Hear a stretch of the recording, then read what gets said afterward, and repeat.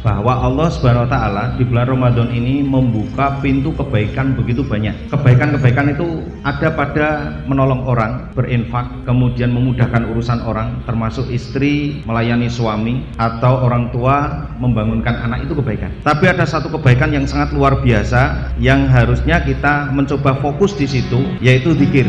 Di antara bentuk zikir yang paling afdol adalah membaca Al-Quran. Kenapa? Nih coba, sejak 1200 tahun yang lalu belum ada komputer, belum ada alat penghitung. Imam Asy-Syafi'i rahimahullah mampu menghitung jumlah huruf yang ada dalam Al-Quran. Jadi jumlahnya ketika beliau hitung, beliau tentunya merinci, alif ada berapa, tak ada berapa, begitu. Ini terinci sekali. Setelah dijumlah, itu jumlahnya adalah 1.027.000.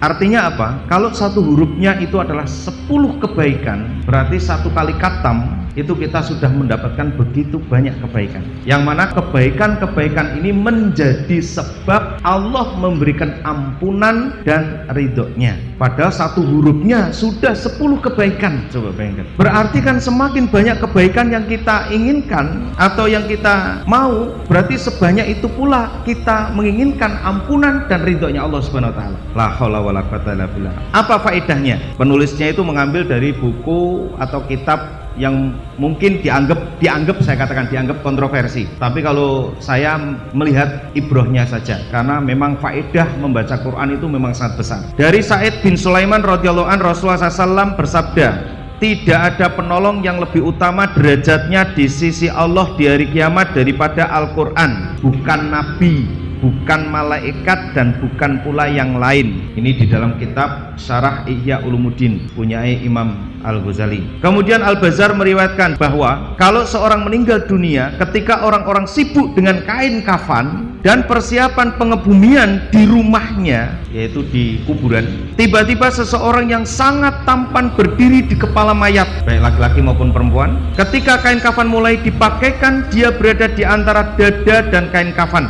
Setelah dikuburkan dan orang-orang mulai meninggalkannya, datanglah dua malaikat, yaitu Munkar dan Nakir, yang berusaha memisahkan orang tampan itu dari mayat agar memudahkan tanya jawab. Tapi yang tampan itu mengatakan, dia adalah sahabat karibku, dalam keadaan bagaimanapun aku tidak akan meninggalkannya. Kalau kalian ditugaskan untuk bertanya kepadanya, lakukan pekerjaan kalian. Aku tidak akan berpisah dari orang ini sehingga ia dimasukkan ke dalam surga.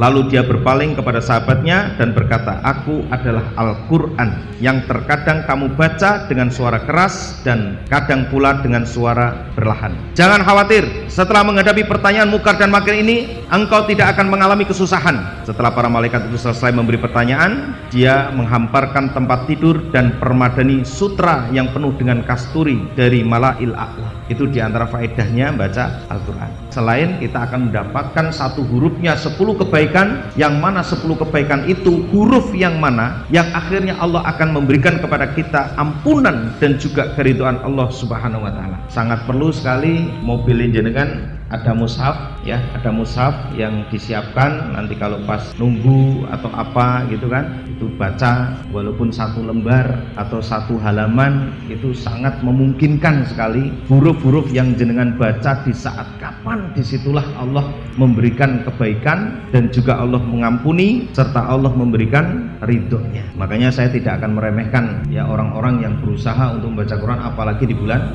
Ramadan ini. Masya Allah, itu diantara keutamaannya membaca Quran di bulan Ramadan. Makanya ibadah yang afdol ya di bulan Ramadan itu membaca Quran. Sehingga sampai Imam Asy-Syafi'i rahimahullah sendiri di dalam bulan Ramadan sampai menghatamkan itu 60 kali. Jadi satu hari itu 2 kali khatam. Jadi tidak khusus membaca Quran, termasuk dalam sholatnya melanjutkan bacaannya terus sampai khatam. Tapi di luar itu tidak. Ini menunjukkan bahwa keutamaan membaca Quran di bulan Ramadan itu sangat luar biasa.